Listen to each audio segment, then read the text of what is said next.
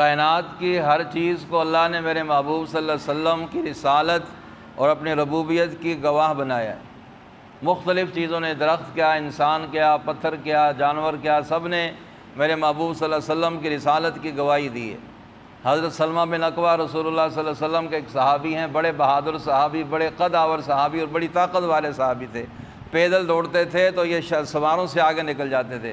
اپنے اسلام لانے کا واقعہ بیان کرتے ہیں کہ ایک بھیڑیا بکریاں لے کر بھاگا، میں اس کے پیچھے پڑ گیا، میں نے اس سے بکری چھڑا لی تو بھیڑیا کہنے لگا کہ تم کیسے آدمی ہو، میرے پیچھے پڑ گئے ہو، میرا تیرے سے کیا تعلق ہے، تجھے مجھ سے کیا دشمنی ہے، یہ بکری مجھے رب نے رزق دیا تھا تو تم نے مجھ سے چھین لیا ہے۔ تو میں نے کہا لوگوں دیکھو بڑی حیرانگی کی بات ہے، بھیڑیا باتیں کر رہا ہے۔ تو وہ بھیڑیا کہنے لگا اس سے بڑی حیرانگی کی بات یہ ہے کہ کھجوروں والے شہر میں ایک شخص آیا جو اپنے آپ کو نبی کہتا ہے اور تم ابھی تک بتوں کی عبادت میں لگے ہو۔ تو یہ صحابی مدینے پہنچے اور حضور صلی اللہ علیہ وسلم کی خدمت میں حاضر ہو کر